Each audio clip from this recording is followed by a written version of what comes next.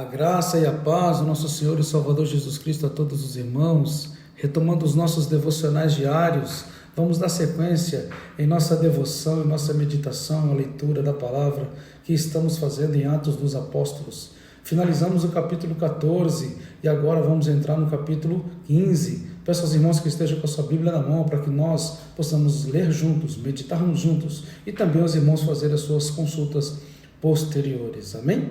Está escrito assim, do capítulo 15, dos versículos 1 a 5.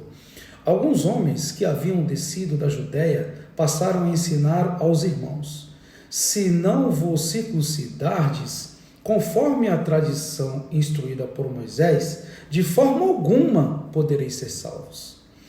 Por este motivo, Paulo e Barnabé tiveram uma acirrada divergência com eles. E os irmãos decidiram que Paulo e Barnabé, juntamente com os outros, deveriam subir até Jerusalém e tratar dessa questão com os apóstolos e com os presbíteros. A igreja os enviou e, quando estavam atravessando a Fenícia e Samaria, compartilharam como haviam acontecido a conversão dos gentios. Notícias essas que alegraram sobremaneira o coração de todos os irmãos. Tendo eles chegado em Jerusalém, foram muito bem recebidos pela igreja, pelos apóstolos e por todos os presbíteros, a quem relataram tudo o que Deus havia realizado por intermédio deles. Entretanto, alguns do grupo religioso dos fariseus, que tinham crido, levantaram-se protestando: é necessário circuncidá-los e ordenar-lhes expressamente que observem toda a lei de Moisés.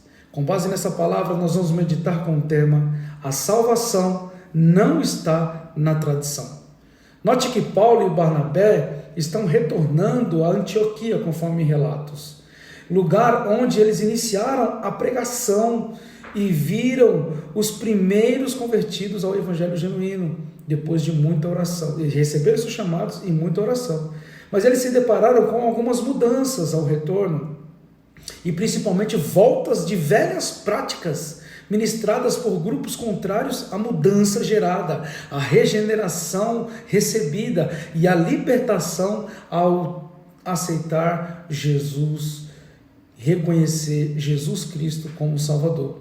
No texto, Lucas relata que após notar essa infiltração de fariseus com suas ideologias, os missionários são enviados à igreja, para retornar à igreja, onde eles são muito bem recebidos. Mas no caminho, você nota que o evangelho continua sendo pregado, testemunhado, e pessoas continuam sendo convertidas, como foi em Fenícia e Samaria. Porém, ainda estava sendo mal interpretado por alguns grupos, principalmente os que andavam acima do bem e do mal, com a lei debaixo do braço e não vivendo ela. Aqueles grupos de nariz empinado, de peito estufado de conhecimento, e que se garantiam com a lei, que nem eles mesmos conheciam profundamente ao ponto de obedecer e cumprir. E achavam que um costume e outro garantiria a sua salvação. Mas o interessante é que, independente da tradição, da posição religiosa desses homens ou das tradições a quais estão inseridos, eles sabiam de uma coisa, que precisavam de salvação. E eles pregavam que alguém ou outros precisavam também de salvação. Então, aquele que não crê e não for batizado será salvo, e aquele que não crê será ou já está condenado. Então, nesse estado de condenação, fica a pergunta: se sabiam que tinham uma salvação, o que os condenava? Não seriam suas próprias práticas, regidas de costumes, e que os colocavam neste estado de condenação? Porque, repito, todos eles sabiam que precisavam de uma salvação. É a própria lei capaz de condenar e salvar com a própria lei, se não praticá-la integralmente? Fica essas perguntas. A diferença, irmãos, é que estes senhores da lei querem escolher seus próprios meios de salvação, estando camuflados em uma religião qualquer que seja, que diz ter a salvação, não diz levar a salvação, conduzir a salvação, apresentar a salvação, diz ter a salvação. Essa é a arrogância, a prepotência dos religiosos que vemos até os dias de hoje, e nada mais é do que o que Lucas está relatando aqui para nós. Há 2000 anos atrás já se acontecia isso, mas existe um caminho, uma verdade e uma vida que não nos deixa cair nessas tentações. E se a salvação está em Cristo e no seu sacrifício, para que banalizar com regimentos que Ele mesmo aprovou, que nem Ele aprovou, não reprovou? Porque a palavra diz que Cristo, Ele mesmo diz que não veio para mudar a lei, mas sim para se fazer cumprir. Ele é o cumprimento da lei. Aprendemos nesta passagem que Cristo, não aprendemos muitas coisas podemos aprender, mas uma delas é que Cristo não precisa de defesa.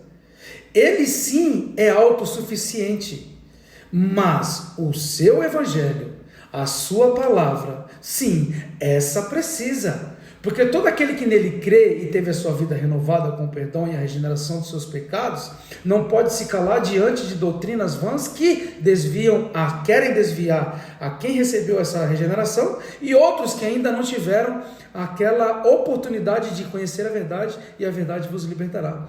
Portanto, irmãos, como é que nós vamos conseguir isso? Lendo a Bíblia, para que a gente não caia em lábias farisaicas, doutrinas humanas e metódicas, pois podem ser condenatórias para si próprio, e por não conhecerem a verdade, não foram libertos e não propagam o que nós precisamos, que é a verdade libertadora. E aonde há essa verdade libertadora?